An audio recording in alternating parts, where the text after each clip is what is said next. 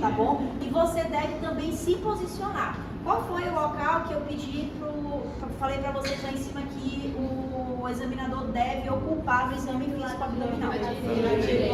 Isso, abdominal direito. Então, eu vou ficar posicionado do lado direito e vou pedir para o paciente, né, em decúbito dorsal, que é a posição do exame físico.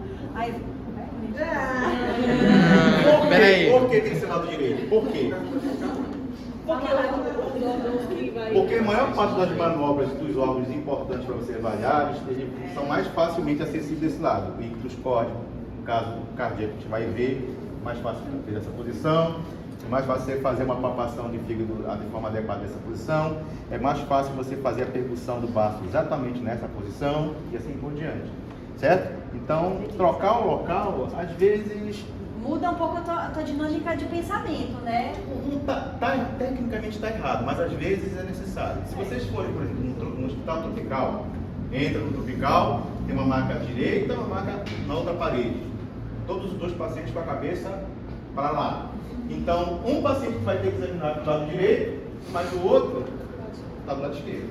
Entendeu? Vamos. Então, aí as particularidades, né? Então, você posiciona o paciente. Então, ele vai ficar em decúbito dorsal, ele não pode estar com a perna cruzada, porque isso pode falsear, gerar algum ponto de tensão no abdômen e acabar para a gente refletindo uma alteração. A posição do paciente também, dos braços, não é acima da cabeça, tá? Sempre na lateralidade. Então, isso daí é importante. É importante também.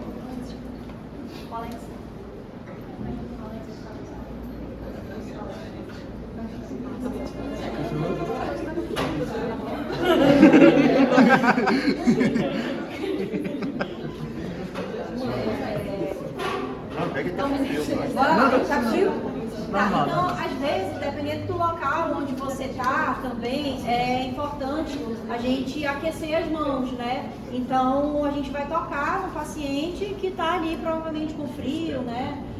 Então, a gente aquece a mão, a gente avisa para o paciente que vai começar o exame, às vezes ele pode se assustar, né? Ficar um pouco assustado. Então, qual é a primeira etapa do exame abdominal? Qual é a primeira etapa? Deixa eles falarem. Deixa eles falarem, porque eles escutaram, né? Então, eles escutaram. Então, é a inspeção. O que é que a gente vai avaliar na inspeção? A gente tem a inspeção dividida em duas etapas, né? Quais são? Estática e dinâmica. O que é que a gente vai observar na estática? A gente vai apenas olhar para o abdômen do paciente. A gente vai ver se tem a presença de alguma cicatriz cirúrgica, né? Vamos observar a cicatriz umbilical do paciente, vamos observar se tem algum abaulamento ou retração. Antes de tudo, a gente vai observar o formato do abdômen do paciente, tá? Uma coisa que também é importante é a gente expor por completo o abdômen dele. Às vezes o paciente fica com a calça mais em cima do umbigo ou mais para cima, então você pede para ele baixar um pouquinho para ficar até aqui na região das listas ilíacas visível. Tá bom? Você baixa um pouquinho? Tira a calça. Pode tirar a calça, Raí. Então, essa posição e essa exposição por completo do abdômen, assim como dos outros aparelhos, é muito importante, tá?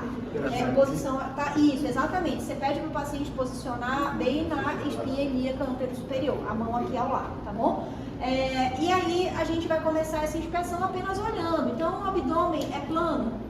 É um abdômen globoso, é um abdômen batráqueo, é um abdômen avental, é um abdômen pendular. Às vezes você precisa modificar o paciente da posição para saber se é um abdômen pendular, se é um abdômen batráqueo, tá? Então isso aí é importante. Então o abdômen dele é um abdômen plano, né? É um abdômen que não é típico de nenhuma patologia, é um abdômen atípico. Hoje pensei que fosse típico de atleta.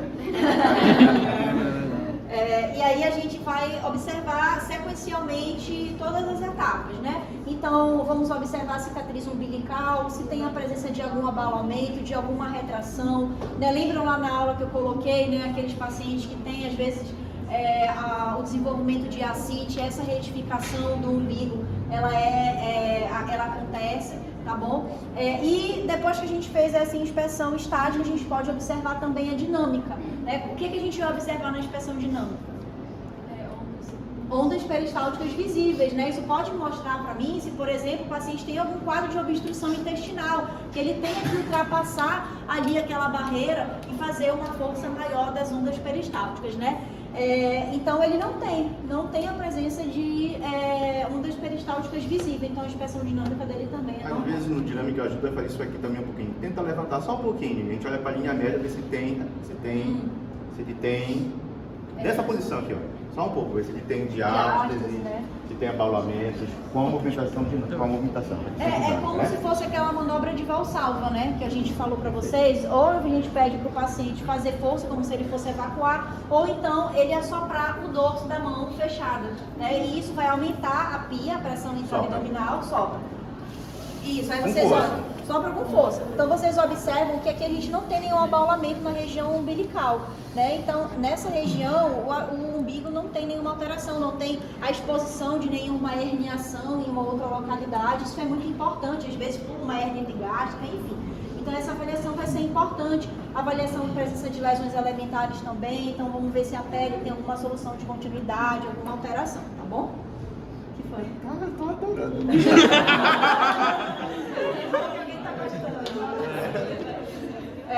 Então, o que mais? Então a gente já fez essa primeira etapa que é a inspeção, né? E aí você vai fazendo isso, às vezes até o paciente tirando a roupa e deitando, você já vai olhando, conforme ele vai fazendo força, vai vendo se tem algum abaulamento, tá? Depois a gente vai para a segunda etapa, que aqui a gente tem uma particularidade, não vai dar spoiler. A gente tem uma particularidade. Qual é a alteração que a gente tem na sequência do exame físico abdominal? Inspeção. Isso. Depois. Inspeção, depois a ausculta. Por que a gente faz isso? Porque quando a gente pode fazer a percussão e a palpação, isso pode acabar estimulando, né, as ondas peristálticas, os movimentos, e quando a gente for fazer a nossa ausculta, a gente perceber ruídos hidroaéreos aumentados, que na verdade não estariam aumentados se você não tivesse estimulado ali. Tá? Então, qual é a semiotécnica para a gente fazer a ausculta? Antes de passar o step para alguém, só lembrar das linhas, né? Ó, Sim. Jum. Cortou aqui, ó. A divisão dos quadrantes e regiões, isso tem que estar Ele precisa desenhar. Ninguém vai pintar ele, né? A gente passa uma linha imaginária aqui e uma passando pela cicatriz umbilical, quadrante superior direito e assim por diante. E também, ao mesmo tempo, vocês não precisam estar desenhando, claro, nessa fase precisa desenhar, mas você já sabe que aqui é o hipocôndrio direito, hipocôndrio esquerdo, epigástrio, flanco direito, flanco esquerdo, mesogástrio, fossa ilíaca direita, esquerda, hipogástrio. Não é isso? Perfeito, muito bem. Então essas regiões aí tem que estar medular. E o quadrante? Só para a gente lembrar o quadrante que é importante para a escuta. Qual é esse quadrante? Direito. Perfeito. É quase um teste psicotécnico, né? É intuitivo, né? Então é vai. mais simples, tá? Então a gente vai pegar o nosso esteto, né? Antes da gente fazer a palpação e a percussão, a gente vai colocar e a gente vai fazer de uma forma horária, né? No sentido horário. A percussão, qual é o tempo que a gente faz em cada quadrante? Vocês lembram?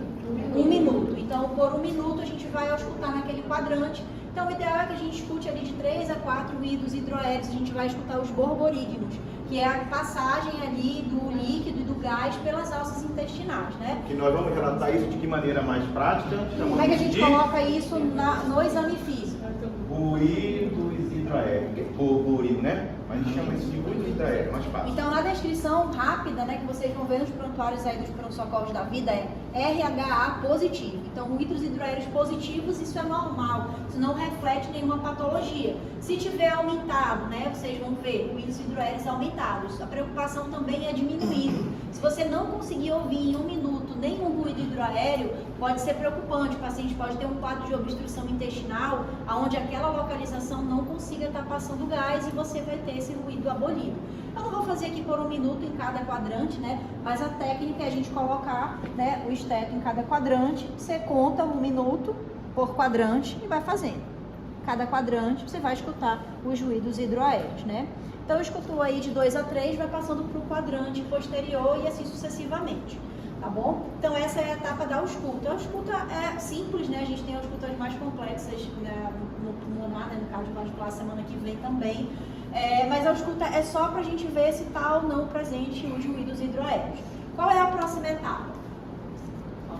Palpação. né? Então a palpação é uma percussão, você pode fazer uma ou outra. A palpação, a gente vai ter essa palpação dividida em 2 etapas, né? Quais são as etapas da palpação? Percussão. Da palpação.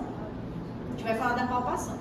É a próxima etapa. Ela é dividida em quê? Superficial e profunda. Muito bem. Então, a técnica da superficial, a semiotécnica, é com uma única mão. Então, a superficial, o que a gente quer avaliar? Eu quero ver se tem a presença ali no tecido subcutâneo de algum lipoma, de alguma solução de continuidade. Às vezes, eu já observo se tem alguma diástase, se tem alguma hérnia específica, a sensibilidade, ou a temperatura da pele, né, se está aumentada, né, ou diminuída. Então, isso a gente vai observar em sentido horário também, né? Então, a gente começa geralmente da fossa ilíaca direita. Lembrem que eu falei na aula, um ponto-chave e um ponto também que a gente observa e que a gente tende a fazer no exame físico é deixar o ponto doloroso por último, né? Porque senão o paciente já vai começar com dor desde o começo do exame e também pode falsear a dor em outros órgãos. Então, se ele está dizendo que está doendo do lado direito, do lado esquerdo, eu não vou começar por esse lado, né? Eu vou começar pelos outros quadrantes. Então, lembrem de ser sempre sequencial. Eu vou começar em sentido horário. Então, desde a fossa ilíaca, eu com a minha mão espalmada, vou fazendo movimentos ondulares e circulares, buscando o que a manobra me propõe, né? Então, vou fazendo em todos os quadrantes, até chegar na região umbilical, tá? Na região umbilical eu posso me aprofundar, né? Fazer aquela manobra de Valsalva, ver se tem alguma falha ali naquela parede. Feita essa palpação superficial, a gente vai para profunda. A palpação profunda, ela já é com a técnica bimanual. Então, eu já vou colocar uma mão sobre a outra e o que eu quero ver na minha palpação profunda? Eu quero observar se tem alguma massa palpável, se tem algum órgão palpável. O que eu falei para vocês do fígado e do baço? Era normal a gente sentir o fígado e o baço? Não. Então, é normal o fígado e o baço não serem sentidos no exame físico. Geralmente, quando ele está aumentado, ele vai refletir alguma patologia, tá bom? Então, a técnica também, começando da fossa ilíaca direita, com uma mão sobre a outra, eu vou aprofundando, porque eu quero observar a posição dos órgãos internos, né? Lembrar daqueles reflexos dos quadrantes e regiões, aonde está cada órgão, né? Qual é a projeção dele na parede. Aqui eu tenho a posição do apêndice, né, localização do intestino grosso, seco, cólon ascendente. Lembrar dessa região aqui que eu tenho a vesícula, que eu tenho o fígado.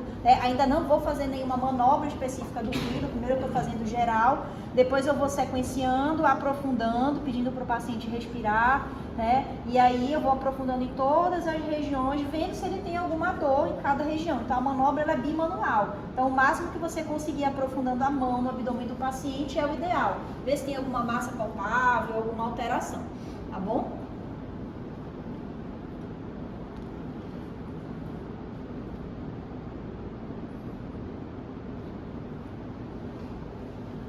Região dolorosa por último, tá? E aí a gente pode dar... Aí varia um pouco, né? Se você não sentiu nada, você pode dar sequência à percussão, né? Então a gente vai fazendo a percussão também de uma forma sequencial, começando do lado direito até finalizar no sentido horário, né? A percussão por aquela técnica que a gente já viu, específica, né? Da dígito digital que a gente fez na aula passada, né? Então começando do lado direito, o que é que a gente faz? Qual é o som que a gente espera ter?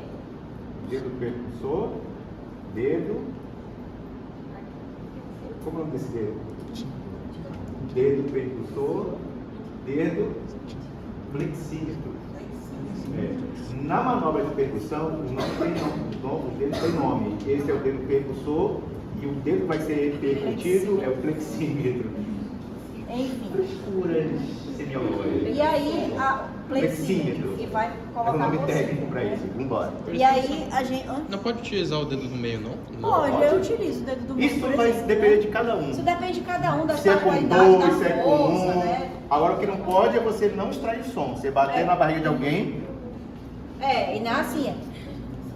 Ou então tocando pandeiro. Eu já vi. Já vi tocando pandeiro também.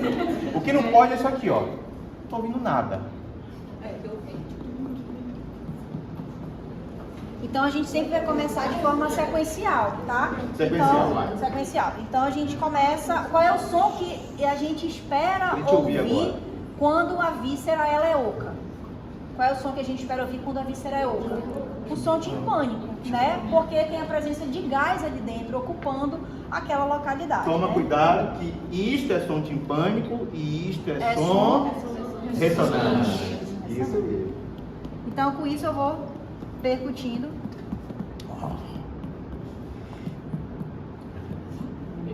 Todos os espaços. Vocês observam esse som timpânico? É um som timpânico. Deixa eu percutir também. Qual é a diferença? Deixa, vai chegar a sua vez. Eu só peço aqueles alunos que ficam assim, né? Ó. Peraí. Percebam a diferença? Esse é um som mais timpânico. Esse é um som mais submaciço para maciço, né? Então, aqui a gente já sabe que eu não tenho uma localização de um órgão oco, uma víscera oca. Provavelmente eu tenho a localização de uma víscera sólida, que qual é? É o fígado, né? Então, vocês vão percutindo quais são as alterações que eu posso ter. Hipertimpanismo também. Então, eu posso ter um paciente com muitos gases, né? Com uma diarreia, que eu vou ter aumento desses gases abdominais e vai estar muito hipertimpânico, né? Quando tem muito, está muito distendido. Então, assim, progressivamente, vocês vão fazendo no abdômen do paciente. Agora, tem um ponto específico que a gente não pode deixar de abordar na nossa percussão. E, inclusive, ele tem que ser descrito, não fala, tem que ser descrito mesmo exame físico abdominal estando normal. Qual é esse ponto? Não fala. Esse aí, mas qual é o nome? Agora. Espaço de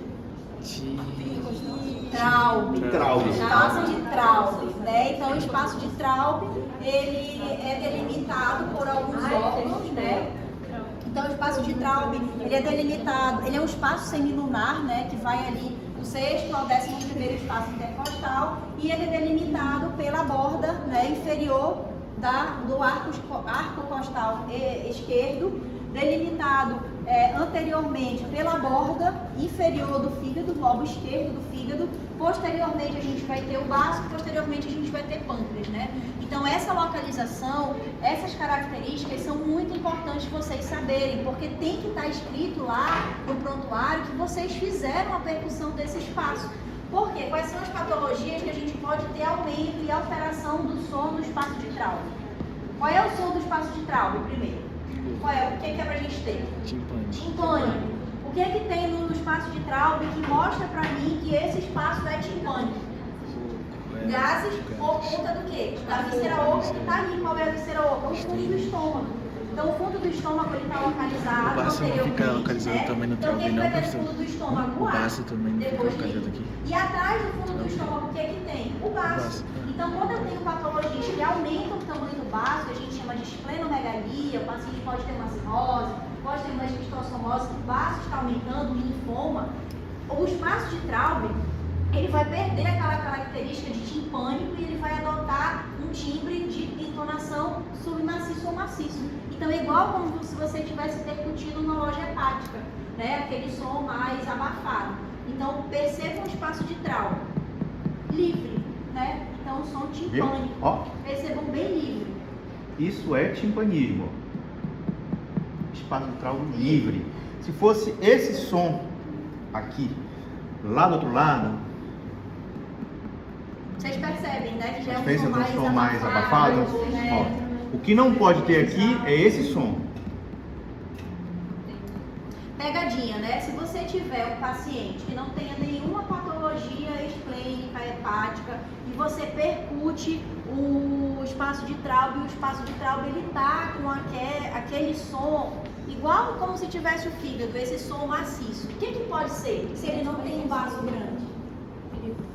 Ele pode ter comido. Então, muito bom. Então, aquele paciente que no espaço livre vai ter apenas o ar acumulado do fundo gástrico, quando ele come, né, o estômago enche, tem a produção de ácido, do bolo alimentar, ele vai dar esse som de estar ocupado. Então, isso também deve ser feito de forma bem criteriosa. Tá? Timpanismo.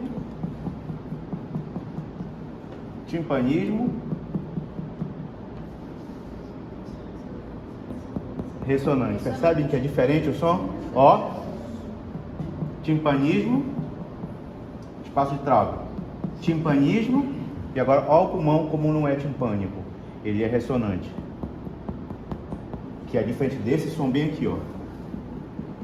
Esse aqui Mais a gente não abafado. consegue ouvir aqui, né? Porque ele é maciço, né? Submaciço, então ele já tem uma altura um pouco menor. Pontos Tipo, importantes, maior. né, Beatriz? Eu acho que se chegar na frente de um paciente desse aqui, você não pode sair sem fazer a percussão do espaço de Traube. Não É pode. o mais importante. Você Mais pode importante. até esquecer de percutir os outros pontos, mas o Traube não pode deixar de esquecer, tá? O professor Valdir também falou da questão do inverso, né? Quando é raro, mas Citos inversos, né? Uhum. Sim, nesses citos inversos a gente tem a troca, né? Claro. Então os órgãos que estão do lado direito estão do esquerdo e vice-versa. Então também é algo a se pensar. Doutora, mostra pra gente aí a patimetria. Já que Sim, nós falamos, aí a né? gente fez, né, as manobras gerais. Agora a gente vai para as manobras específicas. Vamos né? chamar um por um para ver se consegue mostrar o que é manobra de Mathieu. Quem quer demonstrar legal. Mathieu? Agora a gente vai para a palpação, né, das manobras especiais. A gente já fez tudo. Agora eu quero ver especificamente se ele tem o fígado aumentado,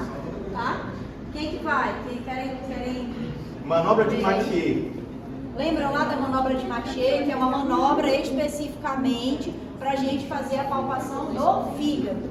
Temos duas manobras principais, Lemos Torres e Mathieu, né? Lemos Torres. Alguém lembra como é que é Lemos Torres? Quem quer ser o voluntário para mostrar Lemos Lemos Torres? Torres. Eu sou voluntário. Vai lá. Então, a manobra de Lemos Torres é uma manobra para a gente palpar o fígado do paciente especificamente, né, naquelas manobras ditas especiais. Então, a gente deve começar a manobra desde a fossa ilíaca direita do paciente. Então, a gente colocando a mão com a mão espalmada, né, é a manobra manual, né, com uma única mão. A gente vai, à medida que o paciente vai inspirando, a gente vai aprofundando a nossa mão, vai respirando radifundo. E a gente vai aprofundando a nossa mão em direção... Respira bem fundo. A gente vai direcionando a nossa mão para o gradil costal, que nessa localização é onde está localizado o fígado. Lembrem também que pacientes longilíneos e brevilíneos podem ter alteração da localização do fígado. O nome da manobra? Lemos Torres. Observação do fígado a partir da palpação manual da fossa ilíaca em direção ao gradil costal, né? Lembrem que o normal é a gente não sentir, né? Então, se você tiver, às vezes, um paciente mais brevilíneo, esse fígado pode estar abaixo do gradil costal, porém, fique de olho aberto, mas isso não necessariamente quer dizer que ele tenha um fígado aumentado. A gente vai tirar essa contraprova lá na hepatimetria, tá bom? Querem palpar o fígado hoje? Pegue uma criança. Sim. Sobrinho de vocês, os filhos, botem para deitar na cama e tentem palpar com a manobra, que vocês vão perceber a volta do fígado. Difícil é a criança ficar quieta, né, mãe? Outra, vai. Então, a próxima é a manobra de Mathieu. A localização é a mesma. A gente vai palpando desde a fossa ilíaca direita. Quer fazer? Quer. Vai lá. Vai. Mathieu. Vamos lá. A manobra de Mathieu Cardarelli ou manobra de Mathieu ou patinhação. É o mesmo nome. Todas elas têm o mesmo nome. Patinhação. Que é como que parece uma patinha de gato. É a manobra em garra, né? Exatamente. Mão em Aí garra. você vem fazendo. Desde a fossa ilíaca, Veja você que vem não fazendo. dá para fazer Deixa a bem manobra relaxado o teu de abdômen. Mathieu sem fecha, bolinhas fecham, né? Senão você vai arranhar o paciente. Pede para o paciente inspirar e você progressivamente na inspiração dele vai aprofundando a mão e vai palpando. Tu tem que ir trazendo. Puxando, assim, ó. Tem que ir puxando, é como se estivesse cavando, tá? Cavando. Então vai puxando. Olha, excelente. Essa é a manobra mesmo, cara. Isso, aí olha só, tu vai trazendo até tu chegar no gradil costal, né? Exatamente, você tá sentindo aqui a costela dele, que é uma região mais endurecida mesmo. Então aqui de baixo, se tiver um fígado, quando ele inspirar, o fígado vai descer na sua mão. Tu vai sentir como se fosse um arranhão mesmo. Não, você vai sentir a ponta do fígado. Eu gostei da maneira como você fez, viu? Filma ele, que ele fez de uma técnica boa. De primeira vez, excelente. Olha aí, ó. É exatamente isso. O nome dessa manobra agora é Patinha dele. Aí, olha, não precisa você fazer contínuo, né? Senão vai machucar muito o paciente. Você espera o paciente inspirar e na expiração, quando o diafragma dele baixa, tu vai... Isso, exatamente. Que aí quando ele faz a inspiração, né? Na expiração, o fígado vai cair bem na sua mão. Tá bom? E aqui. Então é aqui. Essa daqui é a posição que é para estar escondido o fígado, tá bom? Essa é a manobra para a gente fazer especificamente a palpação do fígado. Qual é a segunda manobra especial que a gente tem agora para ver o baço? Alguém lembra o nome? Piparote. Piparote não. Piparote é a outra vez. Primeiro, baço. Aquela da posição estranha. Manobra de Schuster. Manobra Posição de Schuster, vamos lá. É a posição de Schuster. Essa posição, alguém quer dizer como é a posição? Como é que escreve? Descreva a posição e coloque um colega. Como é que médico fala? Em decúbito lateral esquerdo. Em decúbito lateral direito. Direito. Decúbito lateral direito. Pra cá, pra direita. Vira pra direita. Bota. Ó, vira pra lá, né? Não, pra cá. Decúbito lateral direito. Isso, decúbito lateral direito. Não, mas aí senão tá fazer um Schuster do multiverso. Fazer pra lá. Não, cabeça pra lá. Ah, pra eles verem. tá a cabeça pra cá, Tu quer então, ficar com a né? cabeça Pra eles verem. poder eles verem? Eu não sei. Não tem problema. Eles vão entender. Eles vão fazer nele também. Aí qual é o que pede o paciente fazer? Ele estica a perna direita. Estica a perna direita. Estica a perna direita. Estica. Ele dobra. Calma, pera. Estica a direita e dobra a esquerda. Estica. Isso. Essa mão aqui, ela vai aonde? Levanta. Não. Isso, exatamente. Essa mão vai aí. Pronto. Tá? Essa aqui pode ir aí onde tu O que nós estamos fazendo com isso? O baço, ele é retroperitoneal. Você não palpa baço.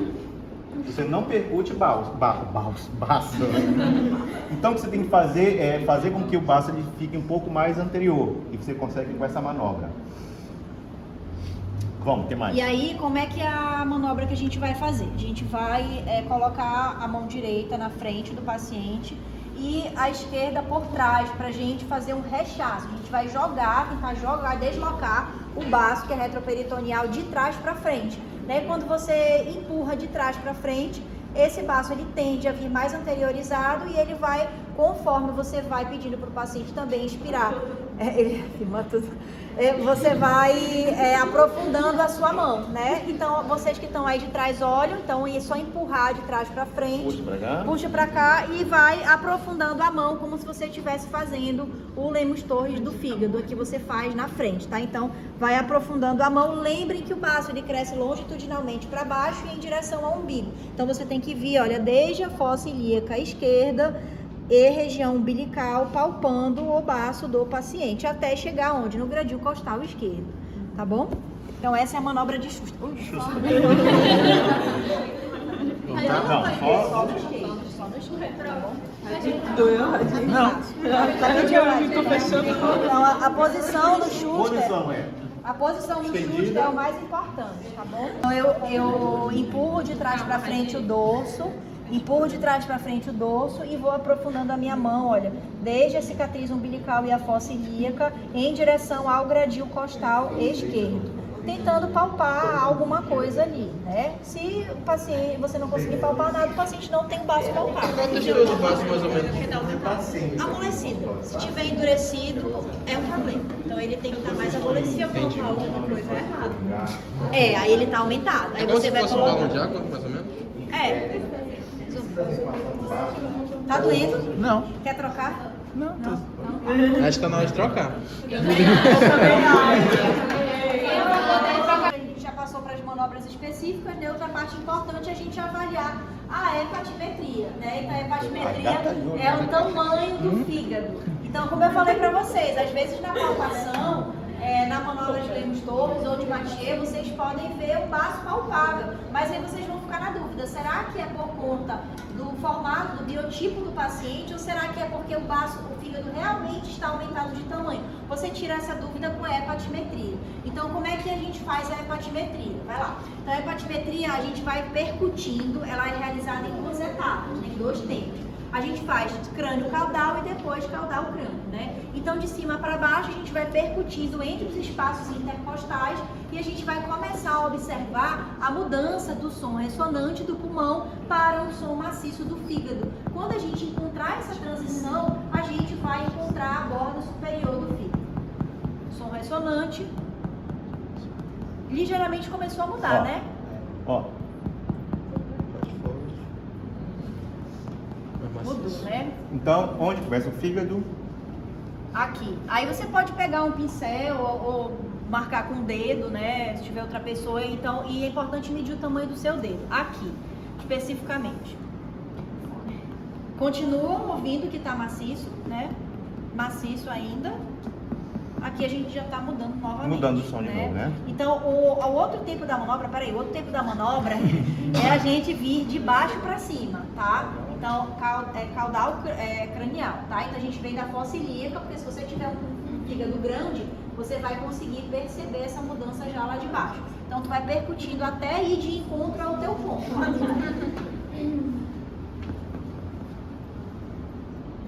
Percebeu que aqui não tá timpânico, né?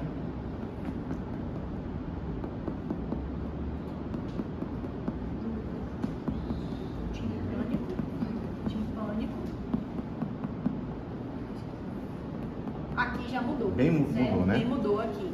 Então o fígado dele, o tamanho do fígado dele é esse tamanho. Como é que eu sei em centímetros? Ou eu tenho uma régua, né? Ou então eu faço o tamanho do meu dedo. Cadê? Quem né? que consegue ver isso aqui mais ou menos? Quanto tá isso aqui? Acho que uns 10 centímetros mais ou menos aí. 10 para 12, né? É. Então de Em 6 média, se o fígado tivesse. de 6 a 12 é um fígado de tamanho normal, tá? Abaixo de pode ser um fígado com cirrose e acima de Vejam que o mais importante pra gente não é tocar no fígado sim ou não. O mais importante é a gente ter ideia do tamanho do fígado. Percebam que isso a gente consegue fazer percebendo a mudança do timbre do som. Desse tamanho aqui. O que a doutora falou é muito importante. Fígados com a hepatimetria menor são fígados cirróticos. Fígados com hepatimetria maior, nas hepatites agudas, nas esteatohepatites, nas inflamações. Deu para entender isso? Então, mais importante do que palpar o fígado, às vezes você consegue palpar, mas na maioria das vezes você não palpa. E eu digo para vocês que vocês vão fazer hepatimetria todos os dias no consultório para poder... E percebam que é mais fácil fazer no paciente masculino, né? Porque as mulheres têm a mama, que pode dificultar um pouco, mas aí a técnica é tentar fazer um pouco mais lateralizado aqui. Ah, né? sim, falando lateralizado, cadê a outra manobra que falta? Até eu esqueci que manobra é essa. Para perceber o timpanismo na loja hepática. Existe uma outra. Não, é manobra específica, daí a gente vai falar ainda. Tá, vai falar. Torrizomem, todinho, Tá. né? Vamos chamar alguém para fazer torrizomem. Todas as manobras específicas. Então já foi a percussão, a hepatimetria, já foi, né? Agora vamos para as manobras para acabar? As manobras. Então, as Pode fazer, manobras é a tem última uma etapa, né? Você precisa fazer as manobras em todo o paciente? A resposta é não, né? Então, por exemplo, se você está no pronto-socorro, fazendo uma avaliação de um paciente que tem apendicite, você não precisa fazer todas as manobras, você vai direcionar para aquela da sua suspeita de apendicite, né? A manobra de Rovsing, né? Enfim, o Bloomberg, né? Lembra do Bloomberg que a gente falou lá na aula, então é importante. Então, a gente vai passar aqueles pontos dolorosos. Então, um ponto doloroso muito importante é aquele ponto apendicular. Qual é a delimitação anatômica daquele ponto apendicular, vocês lembram? O ponto de...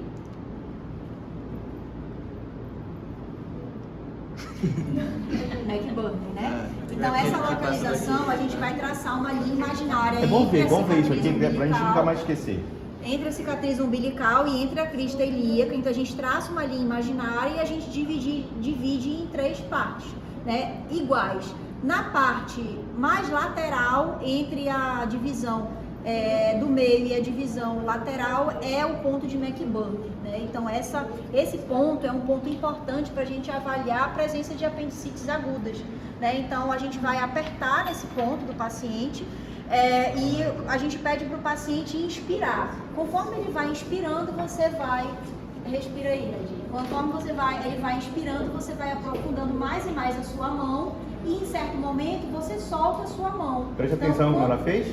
Vocês viram? Quando você vai aprofundando, devagarzinho eu solto a minha mão abruptamente. O que vai acontecer? Se o paciente tiver uma inflamação nessa região, o peritônio ele vai rechaçar, ele vai também ser deslocado e vai causar muita dor. E o paciente vai sentir dor quando você descomprime aquele ponto específico, tá? Então percebam que a manobra de Bloomberg, eu falei na aula, ela recebe esse nome única e exclusivamente quando eu tenho uma manobra positiva no ponto de McBurn. Se eu tiver um Bloomberg positivo, por exemplo, do lado direito, esquerdo ou no epigastro, eu não chamo de sinal de Bloomberg.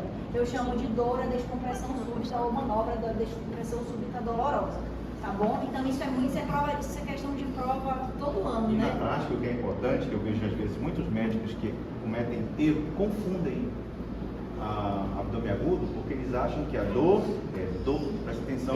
A compressão. Dor Mas à dor à palpação no descompressão. ponto de McBurn. Tá errado. Não é dor à palpação no ponto de McBurn.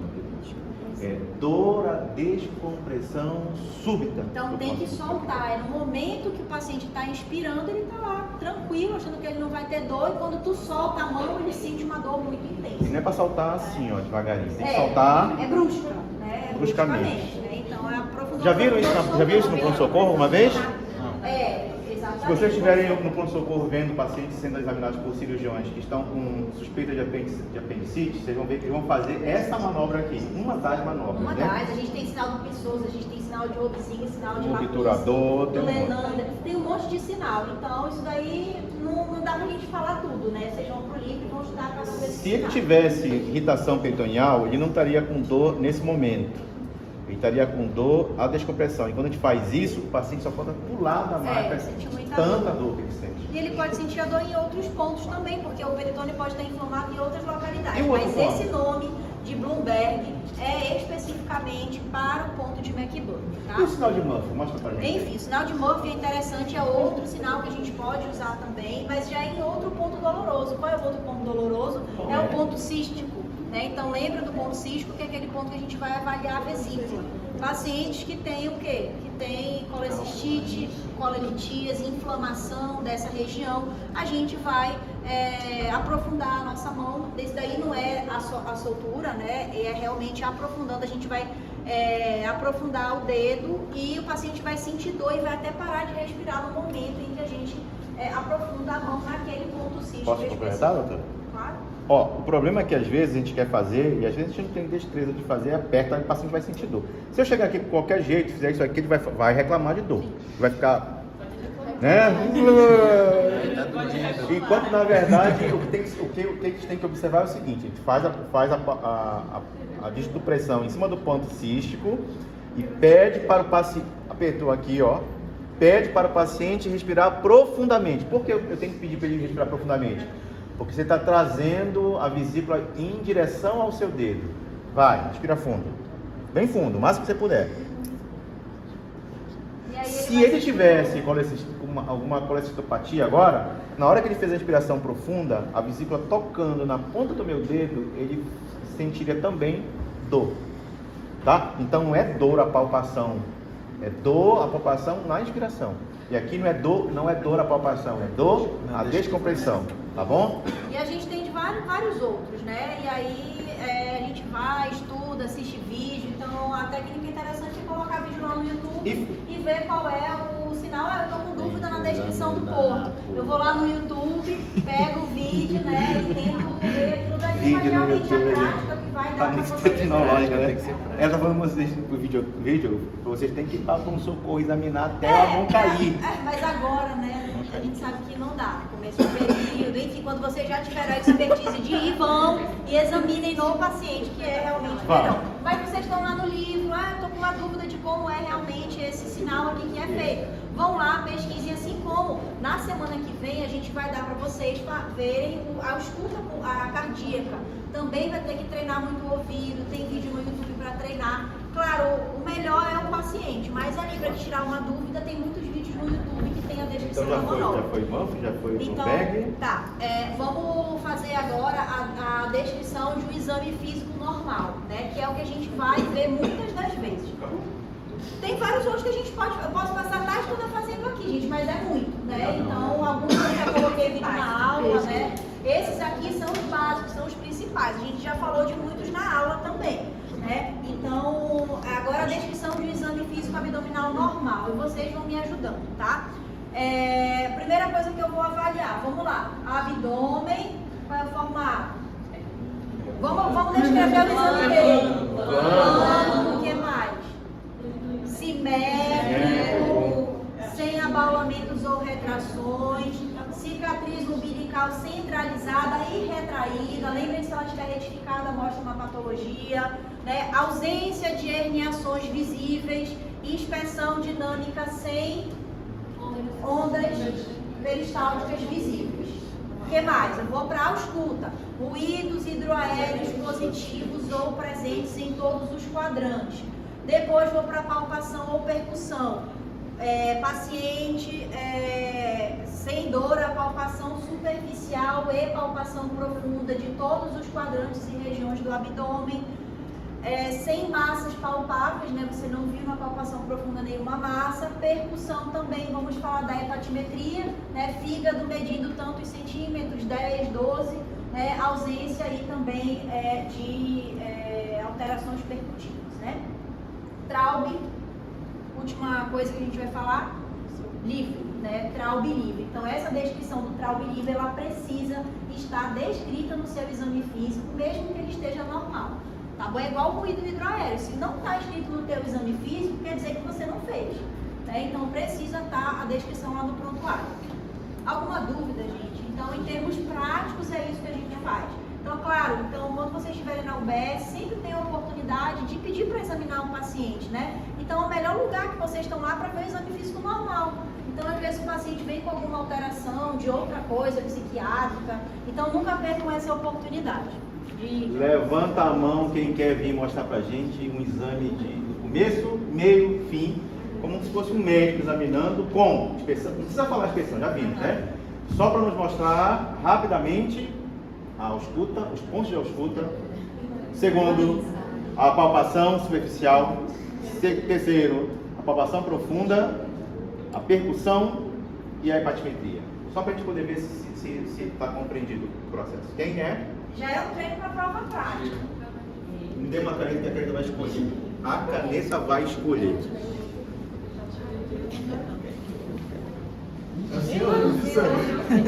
Daniel. Bora, Daniel. Vamos